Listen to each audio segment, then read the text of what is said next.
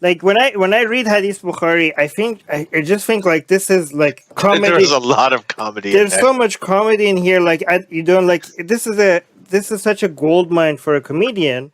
But I think a lot of people think it's too sensitive to start making fun directly at the Hadith or the Quran. They think like that's a no-go area. But I'm like, but there's so much stuff here. Like some of the stuff in here, you don't even have to do anything with it. You just read it out loud, and people would be start laughing. So what wouldn't you like consider like taking like the Quran and Hadith and take specific verses or specific stories out of the Quran? Go on. The thing is, like, sometimes, like, you have to remember, like, people do, it is due to the lack of knowledge of people about, like, these things. Like, people know what the Quran is. People don't know what Hadith is. Like, a lot of, like, Americans here, they would have no idea what you're talking about.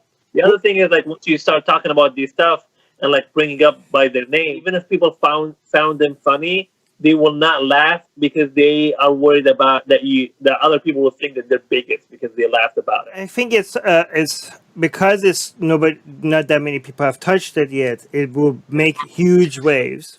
First of all, it will normalize making fun of stuff that people think that you shouldn't be talking about. It's been done. Like, also, you could introduce the Hadith in one joke, like I don't know, like Quran's a little bitch or something. I don't know. You could make fun of what Quran is to the Hadith is to the Quran. I don't know. You can make some. I don't know. No, but the thing is, even if people don't know what Hadith is, you could just introduce it in one joke. Secular Jihadists is an increasingly influential podcast with much of its growing audience in Muslim-majority countries, advocating for atheists, secularists, and Enlightenment thinkers.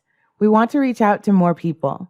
If we reach 500 patrons, we will be able to translate our shows into Arabic, Urdu, Persian, Bengali, Malay, Turkish, and other languages in these countries.